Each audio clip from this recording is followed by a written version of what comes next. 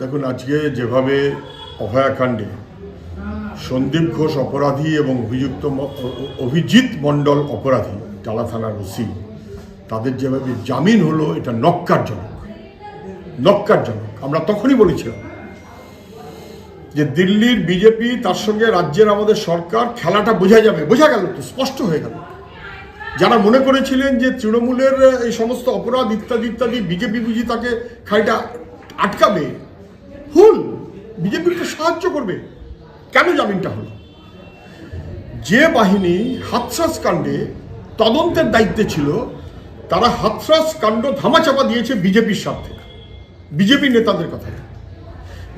নেতাদের কথায়। হাথরাস কাণ্ড যারা ধামাচাপা দিয়েছিল তদন্তকারী বাহিনী, সেই বাহিনীকেই ব্যবহার করা হয়েছিল অভয়াকাণ্ডের তদন্তের জন্য। এবং অভয়াকাণ্ডের তদন্ত যারা করলো, একই টিম, তারা এমনভাবেই করলো যাতে জামিনটা আজকে হয়ে গেল, যে জামিনটা হওয়ার কথা নয় কোনোভাবেই। মুখ্যমন্ত্রী যাতে খুশি হন তার মতন করে অভয়াকাণ্ডে সেই বাহিনী চললো যে বাহিনী হাথরাস কাণ্ডে প্রধানমন্ত্রীকে খুশি করেছে। না বোঝার তো কোনো কারণ নেই। আমরা তো অনেক আগে থেকে বলছিলাম, এটা তো নাটক, খেলা, বোঝাপড়া। যারা বুঝতে পারছেন না, তাদের একটু সময় গেলে আবার বুঝতে পারবেন।